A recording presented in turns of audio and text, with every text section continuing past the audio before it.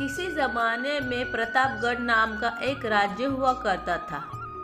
उस राज्य के राजा की दो पत्नियां थीं। बड़ी रानी का रूप सामान्य था, लेकिन छोटी रानी काफी सुंदर थी। इस वजह से राजा छोटी रानी को अधिक प्रेम करता था और वह छोटी रानी की हर बात भी मानता। एक दिन छोटी रानी ने राजा से बड़ी रानी की शिकायत कर दी। राजा बड़ी रानी से नाराज हो गए, जिससे दुखी होकर बड़ी रानी महल छोड़कर जंगल की तरफ जाने लगी। रास्ते में एक नदी पड़ी, जिसके किनारे पर एक अनार का पेड़ था। बड़ी रानी उसी पेड़ के नीचे बैठ गई और रोने लगी। उसकी रोने की आवाज़ सुनकर वहाँ पर एक नन्ही परी आई। उस नन्ही परी ने रानी से उसके रोने की वजह पूछी। रानी ने रोते हुए उसे अपनी सारी बात बता दी। बड़ी रानी की बात सुनकर नन्ही परी ने कहा, इस नदी में 3 डुबकी लगाकर स्नान करो, फिर इस अनार के पेड़ से एक अनार तोड़ लो। ऐसा करने से तुम भी रूपवान हो जाओगी। लेकिन मैंने जितना बताया है सिर्फ उतना ही करना है, न इससे ज़्यादा करना है और न ही कम करना है।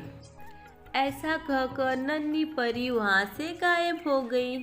इसके बाद बड़ी रानी ने परी की बात मानते हुए वैसा ही किया। रानी ने जैसे ही नदी में पहली डुबकी लगाई तो उसके शरीर का रंग साफ हो गया। दूसरी डुबकी लगाने पर रानी का शरीर सुंदर कपड़े और जेवरात से सज गया। अब बड़ी रानी बहुत ही सुंदर हो गई थी। इसके बाद जैसा ही नन्ही परी ने कहा था, नदी में 2 डुबकी लगाने के बाद रानी ने अनार के पेड़ से एक अनार तोड़ लिया। तोड़ते ही वो अनार फूट गया और एक बग्गी में बदल गया। फिर रानी उस बग्गी में बैठकर महल पहुंच गई। राजमहल पहुंचकर जब बड़ी रानी राजा से मिली तो उसने नन्ही परी वाली सारी घटना राजा को बता दी। अब राजा को अपनी हरकत पर पछतावा होने लगा और उन्होंने इस बार छोटी रानी को महल से बाहर निकाल दिया। जब बड़ी रानी राजा को नन्ही परी की घटना बता रही थी तो छोटी रानी छुपकर यह सारी बातें सुन रही थी।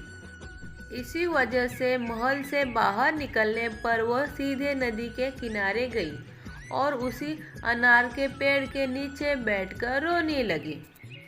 छोटी रानी के रोने की आवाज़ सुनकर नन्ही परी वहाँ प्रकट हो गई और उसने रानी से उसके रोने की वजह पूछी।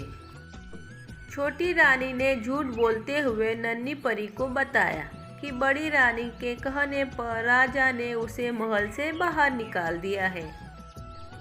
यह सुनकर नन्ही परी ने छोटी रानी से भी कहा कि पहले इस नदी में 2 बार डुबकी लगाओ, फिर इसके अनार के पेड़ से एक अनार तोड़ लो, लेकिन न इससे ज़्यादा करना है और न ही इससे कम करना है।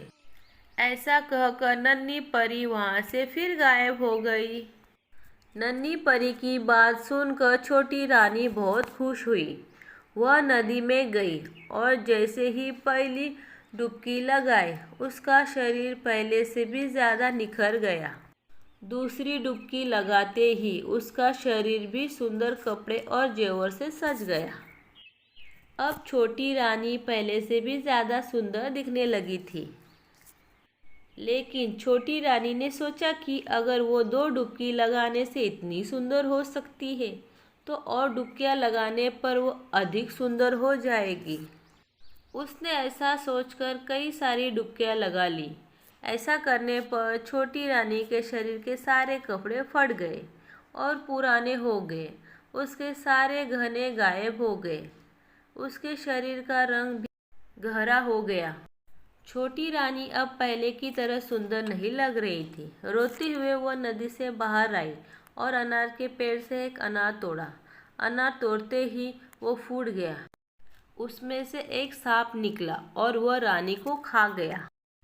इस कहानी से हमें यह सीख मिलती है, नन्ही परी और छोटी रानी की कहानी से हमें सीख मिलती है कि दूसरे लोगों के लिए कभी बुरा नहीं सोचना चाहिए।